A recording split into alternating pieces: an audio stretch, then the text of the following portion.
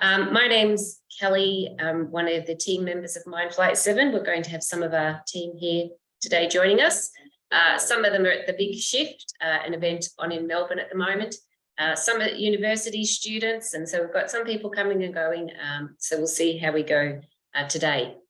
I'm just going to take you to the next slide and just set the scene and give you a bit of a taste of what Mindflight7 does.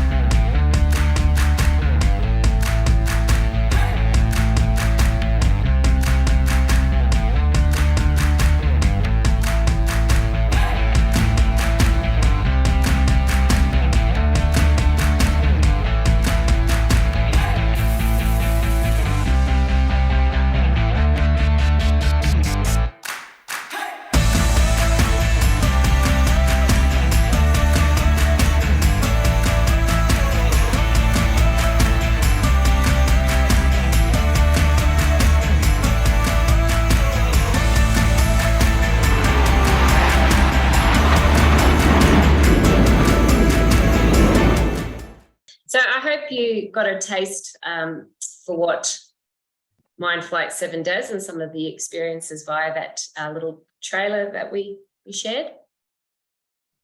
So in terms of today, just seeing a little bit about what Mindflight7 does. We're going to look at, I guess, how technology has changed education over the years and how gaming is playing a growing role in education and student engagement. We'll also look at what a VR room or virtual reality room is, and again, the value it can offer your students, and we'll have a Q&A. And of course, if there's any questions you have or any experiences that you want to share, please put those in the chat as we go through. So this is some of the Mindflight7 team. This, I have to say, I've been hassling people for photos, but people, strangely enough, don't want to take photos of themselves and send them to me to put on the site. We've got some of the original team in the large group shot there, and the team continues to grow. We've got in Edel Tackle College, we've got Jenna and Kajal in that picture there. We've got Meaty in the top right-hand side delivering an experience to a school, and we have Zach. So there's quite a lot, close to, I think it's about 20 people in the team and growing. We've also got a team in WA as well as a team in Victoria. Today, I will be joined by a couple of my colleagues, Liam from WA and Jared from Victoria, who will also share some of the VR experiences and incursions and what they've found working at Mindflight7. So it'd be really interesting if people are happy to put in the chat the kind of VR experiences that they've had to date. Is it through gaming, like going somewhere like zero latency? Have they done VR for education, whether it's at sort of a university or TAFE? What kind of VR experiences have you had so far? We often find that there's some VR is just, I guess, because initially it's been used a lot for gaming. There seems to be a lot of thought that it is for gaming, which is one of the functions, of course. So some people have had none. We know some of you have probably had some experiences. And it obviously is probably new for a lot of people, which is also why we're here today. So just to get an idea of people's experiences, that's terrific. So I'm been around a while, and when I was at school, in the 90s, the interesting thing was we had, like pictures on the right, those old-fashioned big monitors, keyboards, and we're all in the computer room, and you might get one lesson a week where you all went to the computer room to learn about computers and typing on keyboards and that kind of thing. And at that point in time, there were obviously some concerns about computers and technology and, you know, the internet and what's this going to mean. So there was resistance initially, and then obviously the education departments and teachers thought, actually, no, this is wonderful. It's a great tool that we can use to bring the world to the students. It's great for remote learning. They can watch, you know, videos. There was all these wonderful things that that they started to see unfold with computers. And of course, over this time, we've seen laptops, iPads, smartphones, And now we're at a stage where we're starting to see VR rooms. We're seeing artificial intelligence, augmented reality. We've got ChatGPT, and all these other new technologies coming, which again come with warnings. Of course, there's pros and cons that they bring, but largely they're bringing a lot of positives that can again be incorporated into education. And bearing in mind that these are the tools that students will be using in the workforce and just in their lives in general. So you can see in the past, you were kind of in this room, computer in front of you, pretty fixed in a seat looking at a screen. VR is a very, sort of a full body experience. You can move around, it's multi-sensory, so it's kind of exciting to see how wonderful VR has been from our experience with students in the classroom. Does anyone have any concerns about VR, or have you seen any positives with it? Or are there any warnings that you think it might come with, or concerns that you might have? Would love to hear your thoughts. Feel free to put those in the chat as we go through. But again, there's hesitancy, I think, for some educators at the moment around these new technologies and what they'll bring. And that's, of course, just very natural, very normal. So great, no one has any concerns, so that's terrific. But if things come to mind, feel free to post them in the chat, and we'll have Kajar will be monitoring the chat and sharing that. There's so many great definitions of student engagement. This one particularly caught my eye, and I think it really resonates with what we find in relation to student engagement in VR.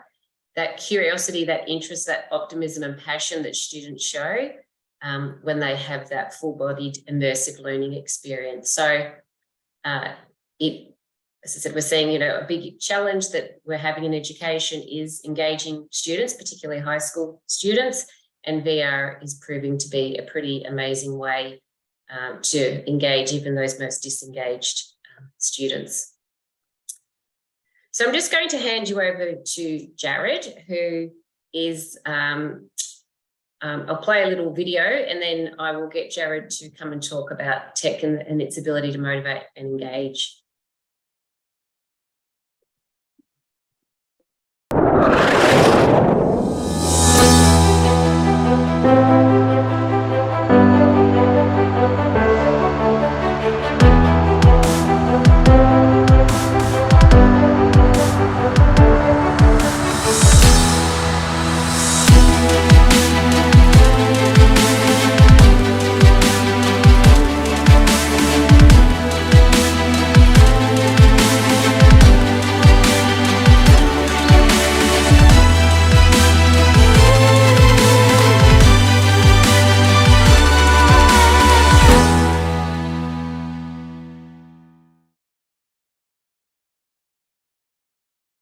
Hello, everybody. How do you?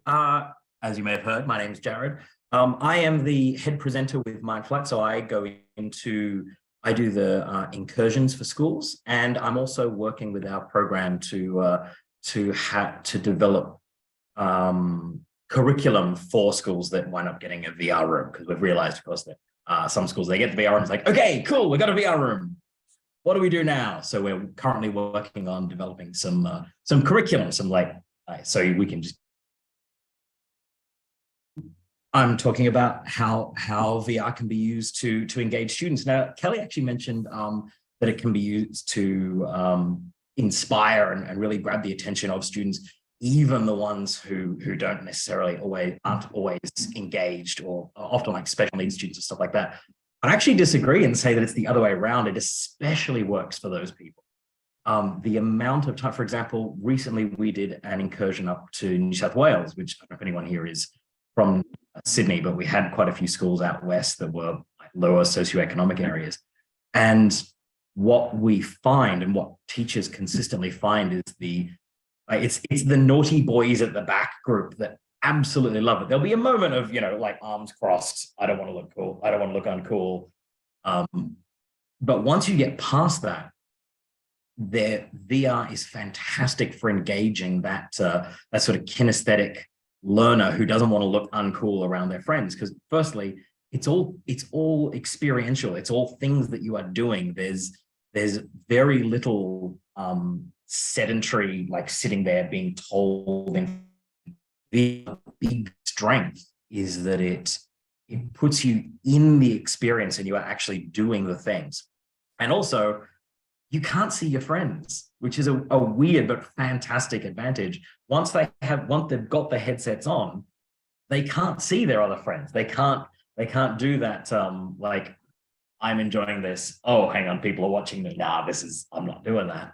And so what we consistently find is the naughty boys at the back, the autistic kids who have trouble, or the ADHD kids who have trouble focusing, those groups that teachers really struggle to connect with. It works really well because it gives them something to do, and it isolates is not the right word, but certainly it puts them in a situation where they're not attempting to be socially like display their coolness to their friends, because they kind of can't. No one can see them. They can't see the other students. I would suggest that that there's three massive advantages to VR. The first one is very simply, currently is just kind of cool, which means if for a lot of things that we do where we're just trying to introduce a concept, for example, if it's chemistry, we can introduce the concept and start a conversation without somebody provides a sanctuary of sorts. That's absolutely true. We're actually currently working to develop some mental well-being programs as well, just because that's so effective. Yeah, on a very superficial level, introducing concepts to students through VR is fantastic. Even if there is a lot more intellectual, like talkies that have to go on afterwards, just getting that first, ooh, that was really cool, really in a classroom. Telling this to teachers, you already know that, but it's been really helpful. Secondly, because it's immersive, we can let students do things that otherwise there's no way they could do. We have an open heart surgery simulator. For obvious reasons, we don't let year 7s operate on students, on real people, because that's really bad, but they can do it in these simulators and they can experience what it's like. Same with forklift simulators, same with a bunch of these things. They can actually get in there and try these things out and learn through experience. And the third thing I point out is the development that VR is progressing within the industry. So at the moment, it's a fairly new technology. So there are certainly new adopters out there, but it's not as pervasive as we suspect it will be. But we do see it growing. For example, in architecture now, I don't know about in the States, Victoria, all architectural plans have to be done in virtual reality, so you can actually walk around and just see what does and doesn't work. So giving kids the ability to understand this technology will give them a massive head start once they leave school, if they find themselves in an industry where this is like all of a sudden they have to use VR. Like, oh, I know how to do this, is a great way to start, as opposed to VR. Oh, I don't know what to do there. So these are just some of the things that we're finding. I'll throw it back to Kelly now. Thanks, Jared. We're just going to hand over to Liam, who's going to take you through Liam's from WA, some more, information resources around VR and learning. Hello, everyone. I'm from the great land over west, so a long ways away. So as we've just been talking about, where most people are familiar with virtual reality, it's mostly in the games industry, right? If you've had the pleasure of playing any of the VR games, they are exceptional. And I'm not talking about the cheesy arcade ones where you go, so, I'm on a roller coaster or anything like that. That's not what we're trying to push. Because we do find when we're doing the experiences, a lot of teachers particularly have the misconception of like, I went on a VR experience, but it made me feel sick. Now it's not for me. But VR has changed a lot over the past 30 years. I don't know if any of you remember back in the 80s with the Ataris, they had their own VR headsets. Very different time. Even in the past 3 years, we've seen exceptional growth in virtual reality technology and the quality of it. So we believe at Mindflight that virtual reality is even more useful from the point of view for some of the following reasons. Obviously, VR simulates the real world with more fidelity and immerses you in real feelings. If you think military exercises, the more realistic the simulation, the more effective the training. This is why the Defense Force were actually among the first to adopt virtual reality and augmented reality technologies. It's a superior teaching tool. VR and AR are becoming the reality of the future, as the next generation of the workforce will find them more intuitive to use than the current combination of keyboard, mouse, and a 2D screen.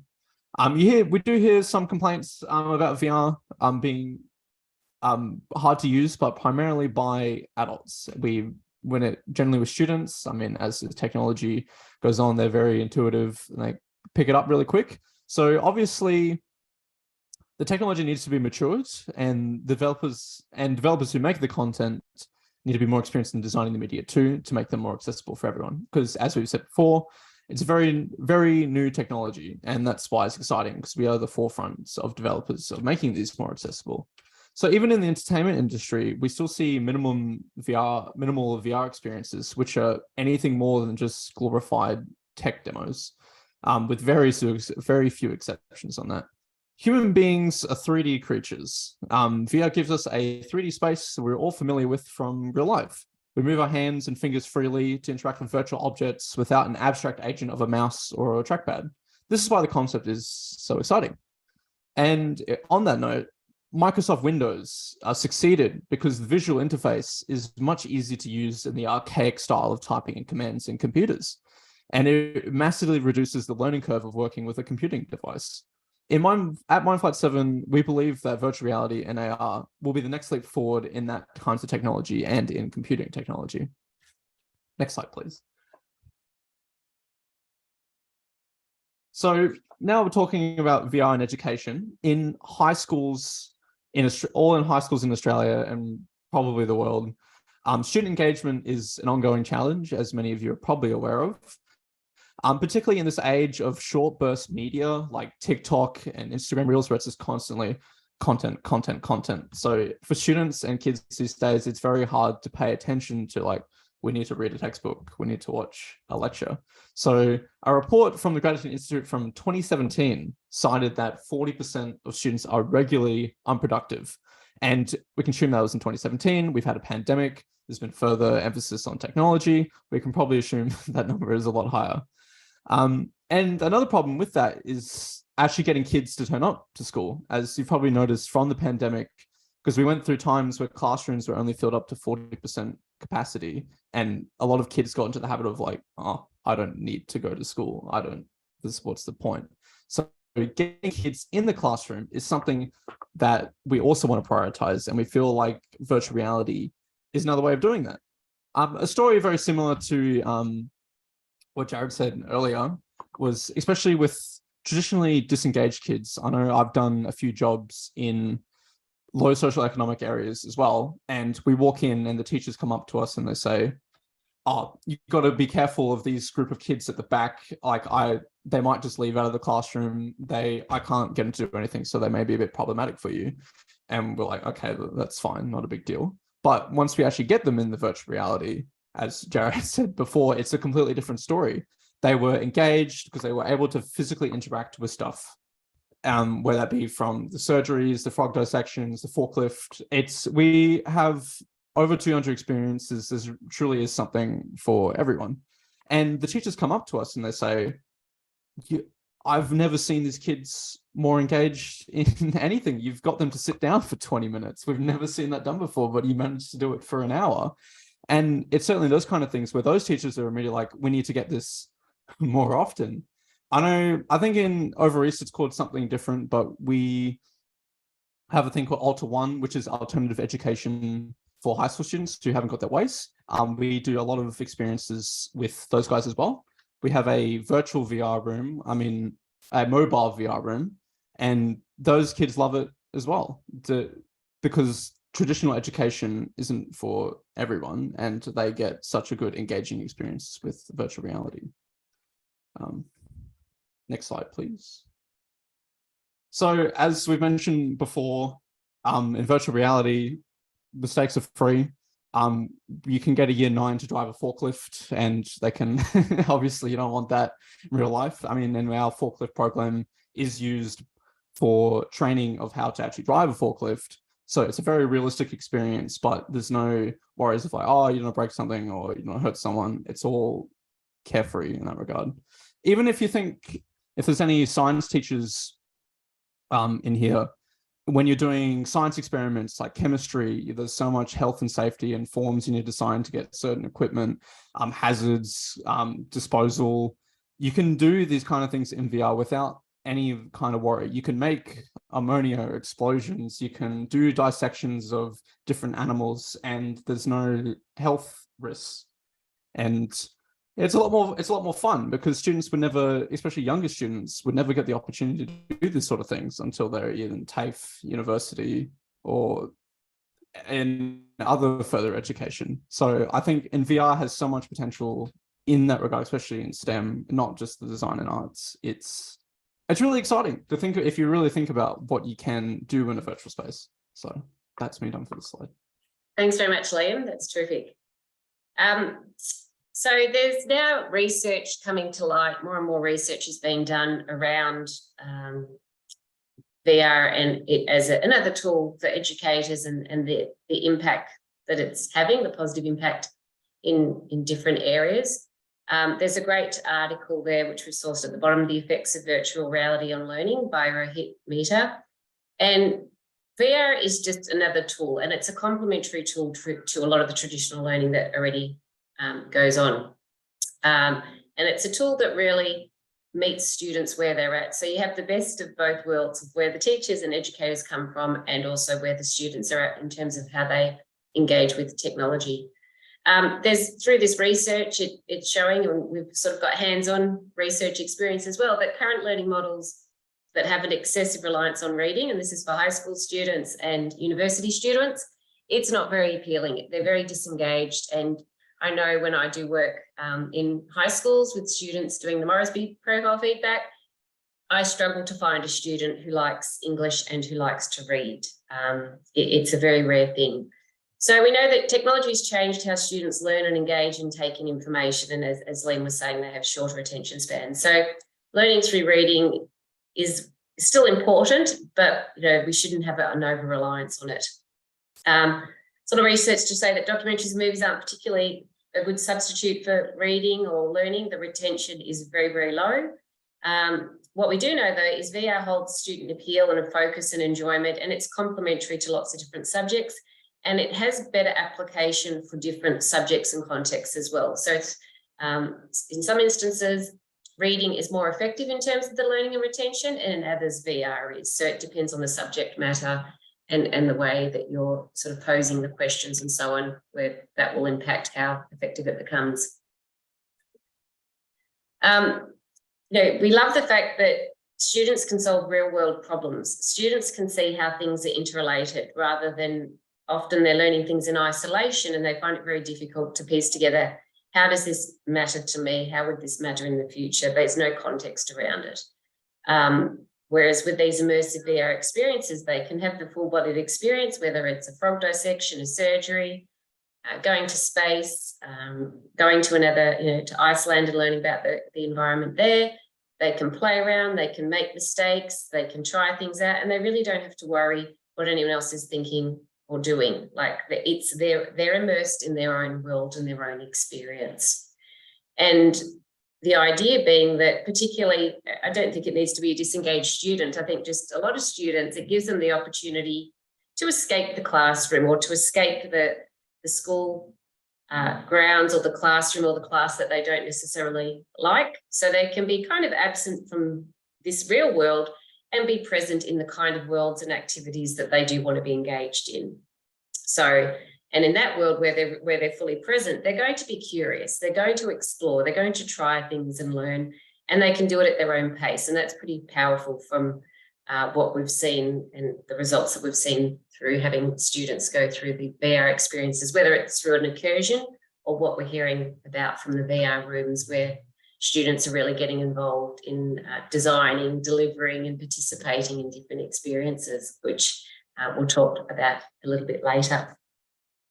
I'm just going to hand over to Liam, who's going to talk a little bit about some research from Professor Hattie. So yes, in light of what we've been talking about, engaging teaching is the most important thing we see in school today. John Hattie's new book, Visible Learning, which is his sequel from his original book in 2009, explores schooling from all around with millions of students, and he overall concludes the number one factor driving student learning is engaging teaching, not homework, not small classroom sizes or longer school days. It's engaging teaching. At Mindflight7, we believe our VR product is an excellent tool for engaging teaching and use a combination of other traditional sources. Students, educators, career professionals who have been through our incursions have provided us with excellent feedback and are left in awe of the limitless potential of VR as an education tool. We've seen many questions regarding curriculum and how applying this in their lesson plans, even in applications on, because if you learn about biology, you can get the kids to do a dissection, you can learn about the heart, you can see it firsthand. Because the important thing with teaching is having kids be excited, and the best way to have kids excited is having the teacher be excited with what they're teaching. So virtual reality applies an excellent way of grabbing students' attention and making them excited about learning again. So how VR is already used in education. So these are the big ones. I won't spend too much time talking about each, but virtual field trips is a really big one. If you're doing geography, for instance, it's like, oh, we want to learn about volcanoes. You can take your classroom straight to a volcano. You can talk about it in a more interactive environment. Language immersion, if you're learning different languages, you can interact with people from all around the world and participate in environments where you can speak the language that you're trying to learn with other native speakers in a virtual reality environment. You see him talk about the metaverse and VR chat and all those sort of thing.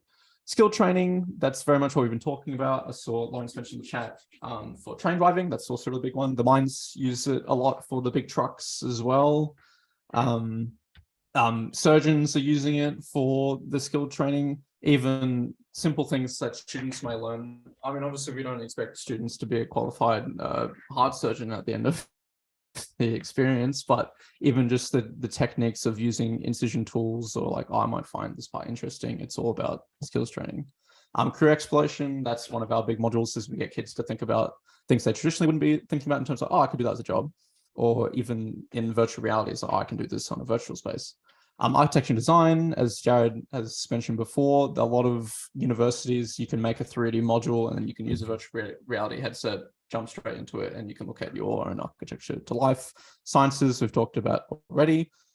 Special education, we've seen we're doing a lot of jobs with students with special needs, where that be neurodiverse students, where I know a good story, I had a teacher telling me they have a son or a daughter where they have really bad OCD, they're diagnosed and they take medication for it, but they have really bad germophobia, and they use virtual reality as exposure therapy, even for simple things like making a sandwich. They use the virtual headset to make the sandwich where they don't need to worry about cross-contamination, germs, and having that kind of, as we've spoken already, because virtual reality, your brain simulates it as a real experience. So it's about those kind of treatments. So yeah, games-based learning, we do a lot of, as you usually find, students learn best when they're having fun, even though they think they're not learning, but they are. We have a whole bunch of stuff like CPR training as well, which I think we talk about later, and a whole bunch of other digital art. So really in education, we're already seeing a whole bunch of application, but it's exciting to think where this is going to go. I mean, the potential is really limitless. I mean, whatever you can think of in a virtual space, it's really cool. Thanks, Liam. That's me done for that slide. Thank you. So I've emailed everyone a PDF to give you an idea of how virtual reality could relate to a subject or a subject topic. So say science and biology, frog dissection. Yeah, hopefully it's gone into your email, not your spam, but if you can't find it, perhaps check your junk folder. So say with the frog dissection, it's about teaching anatomy about the body. And not everyone, well, not all schools will provide frogs these days for students to dissect. And of course, obviously, the frogs don't necessarily want to be dissected. So with virtual reality, you can quite easily have your class do a frog dissection, or there's actually multiple dissections that they can do. So the student you can prepare the students for the frog dissection class. In the PDF I've sent, you'll see that through doing this process, the students can develop skills of observation and comparison. They can discover the shared and unique structures and processes of specific organisms, and they can develop a greater appreciation of the complexity of life. There's also activities that the teacher could do with the students before the dissection. So they can, there's sort of some key learning areas, then the students they could watch videos, they could write persuasive text against science or dissecting, doing live dissections on animals. There's lots of different activities that you could do pre the VR experience and post the VR experience. So rather than, for example, a student reading about frog dissection and seeing in a textbook the anatomy, they're actually going through that experience physically doing the dissection. And while they also learn a lot, they also have an immense amount of fun in the frog dissection, as I'm sure any of our team can attest to. When they've done the dissection, there's always a few that love throwing the frogs around the room and seeing what else they can come up with. And that's, that's the beauty of kids, isn't it? They have that hands-on approach. They're happy to play around. They really enjoy learning about the dissection. Some of them will come out of it and say, oh, actually, science is really interesting. That was really fun. So it's amazing when you expose students to all these VR experiences, and we have over 200, the power that it has to really engage and inspire them. So that's just an example of, a frog dissection, which would correlate with biology, which can be used in lots of different ways in a science subject.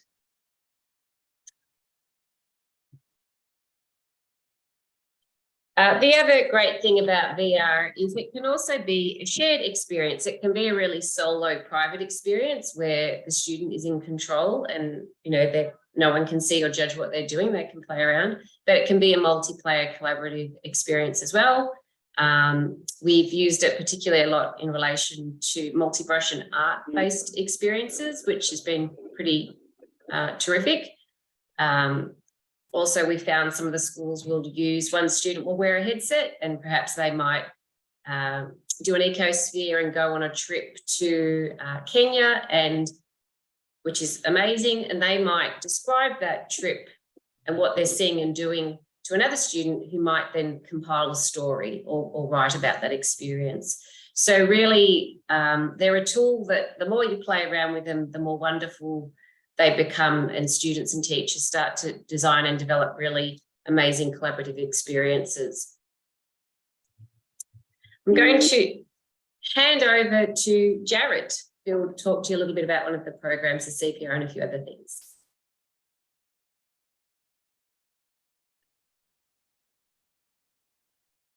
Sorry, you just skipped out there. Were you throwing to me? You kind of dropped out. Yes, sorry, Jared, I was throwing to you. Apologies. So you dropped out when you were saying the name. I'm like, I think that's me. Let me double check. Yeah. So like I mentioned before, one of the things we've discovered is as schools set up or consider setting up a VR room, teachers don't entirely know what to do with this stuff. We supply a bunch of VR programs, which are great, and so various classes can go in there and, for example, do the frog dissection, do the heart surgery, do the forklift driving, used like that. But what we want to do is support the utilization of the headsets and virtual reality to get the kids not just using virtual reality to learn about something else, which is great, but to be able to become experts, or at least exceedingly proficient in virtual reality itself. To that end, we're developing a series of class plans. There's the word, class plans that we can give to teachers. And for the basic one, which is the one we're currently trialing at Bandura, so we're about to start that next week. In fact, run it with 25 students there just to check it out, work out any kinks, which would be very exciting.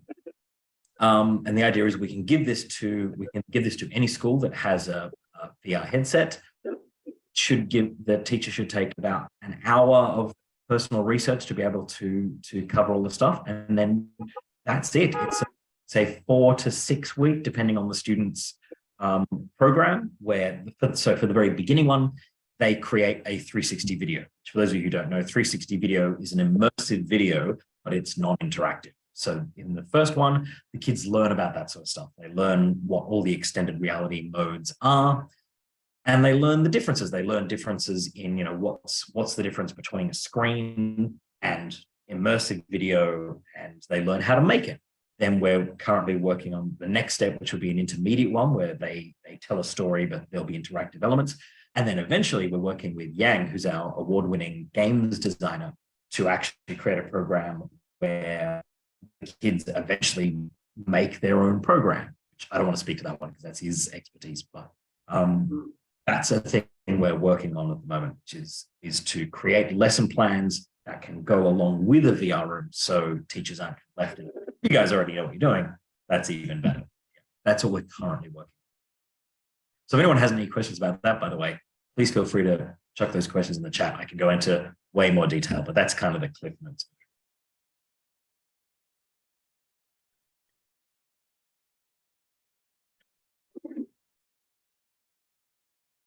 And Jared, did you want to talk about the VR room a little bit more, or what's the experience? Oh, sorry, I was under the impression everyone here already knew what the VR rooms were. Okay, no, that's okay, that's fine.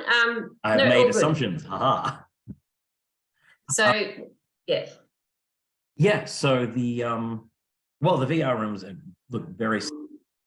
We work with schools to bring VR headsets into the schools. It doesn't actually have to be a room. We have some schools who've set up an entire room just dedicated to VR, whereas we have other schools that have more. It's a mobile system where they can take it into the classroom. So a VR room is more of a concept than anything. But yeah, so that's the broad strokes. We go in, we have the headsets. And we also supply a whole bunch of software. So I think, like Kelly said, we have 200? Is it 200 programs now, Kelly? Yes, it's so many. Yeah, a couple hundred, yes. So many, yeah. So we have all that sort of stuff that we can supply, and in addition to that, so these class programs. Cool. Does that pretty much cover it? Yeah, that's terrific. And so it's a bit like the App Store. Think about like the App Store. You go in via a headset and there's all these different amazing subjects or careers-based experiences that students can do. You can contain what they can see, you can control what they can see, or they can have access to everything. So yeah, that's what happens in the VR room. It's quite cool. Now we'll open it up. If people have any questions, we'd love to. There's some questions in the chat, which I will get some Kajal or to answer. There's some specific questions and we can message you information about that. Feel free to unmute yourself as well if you'd like to talk or ask questions. That would be terrific. There's some information there about the cost of the incursions as well. So again, I'll see if someone from Kajal, if you can put some information in there about the costs and so on. Yep. I'm about as good with numbers as I am with technology, so I won't answer those ones. Yeah, no, all good. Yeah. Now, thanks, Kelly. Yeah. So just with the VR room, it's really about establishing the capability of the school, implementing VR at your school. So the way it works is we help right from procuring the headsets, which is usually, we get it at a good commercial sort of, right, $600. And then there is a whole list of contents. You have PD sessions. You participate in many virtual events. So for example, recently at Bandura Secondary College and Canberra, we ran a program of astronomy where the students were all teleported to the spaceship, and they did activities in breakout sessions in VR around arranging the planets based on its distance from the sun. So that's pretty much the metaverse version of VR that you get access to at school. And our sort of aim is to build that capability at your school, and it's a process you go through. So it's about 6 to 8 months process, multiple PD events, multiple sort of deployment, technical training, and a lot of other, and most of the things are done by us as experts and managed by us. But it's more like how for teachers to use the VR in normal curriculum areas, Australian curriculum areas, or in careers. So that's the capability we built. It's $600 for the headset and $800 for the subscription for the headset. So that's pretty much for the VR room. And if it was just a simple incursion, for example, careers flight, where fixed and growth mindset careers flight that we run in multiple schools, that is usually $19.99 per student. So as a whole sort of 60 to 90 minutes program. And that's a separate incursion where we come with all the equipments and our facilitators facilitate the whole session. Thanks, Kajal. And we'll email everyone some information about the VR rooms and incursions if they'd like.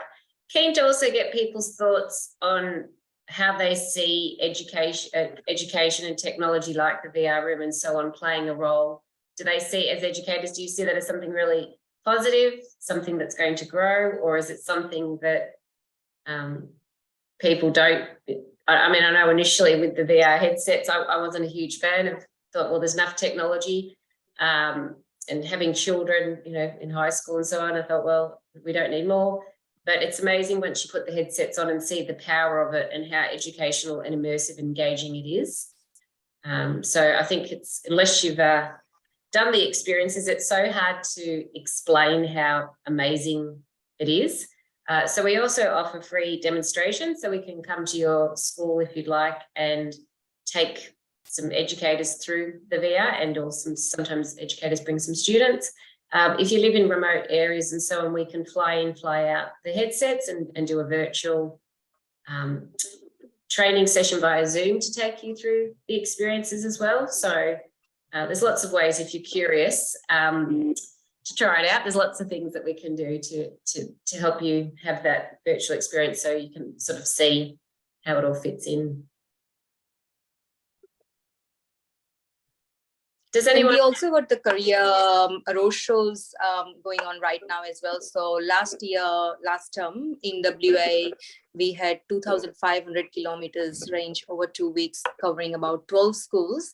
And that was an amazing digital economy and entrepreneurship flights, which is now being repeated this year as well in 2 different career road shows. So what it is really is, we are taking students on a journey to work in projects, building a new business within a group that they form, and that's a project they work in. We use VR as a tool, so it's not like a particular experience they go through, but it's like they create a brand together.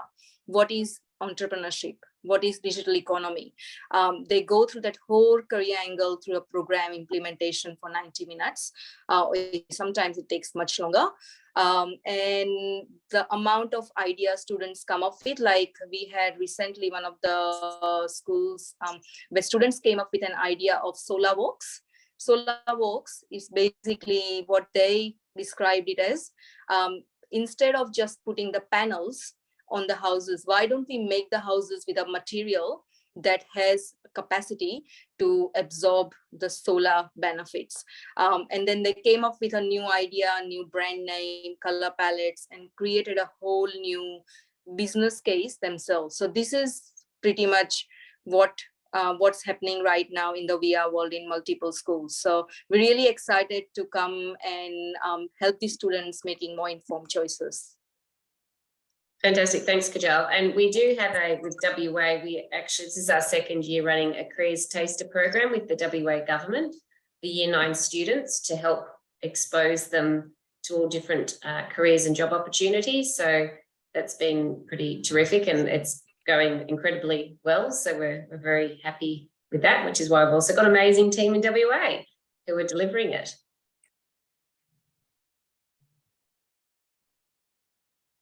This is a good point. I think it has huge potential, but there's also a Fed factor.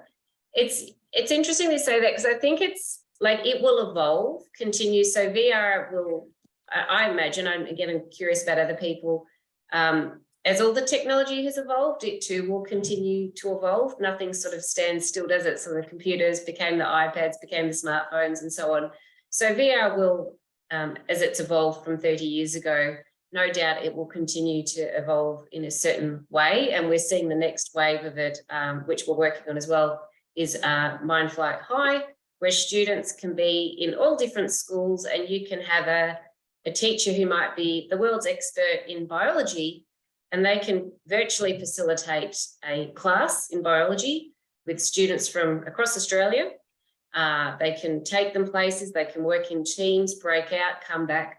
And that's the world that I think we will more and more find that students will be living and working in. So, yeah, it's pretty exciting. But I guess there's also concerns too that people might have about that. And I mean, to add on to that point, because I don't know, especially with the whole dramas with metaverse, as a lot of people have seen, I think it was for what Zuckerberg was trying to achieve, I don't think was aligned with what people wanted. And I think with education, because it's such an untapped market, that we're putting the effort into it, that I think in terms of education, if not, virtual reality will be the stepping stone onto something a lot bigger in virtual reality as well. Because maybe it may not look like headsets in a couple of years, but it will still be some kind of virtual reality. But what are other people's thoughts?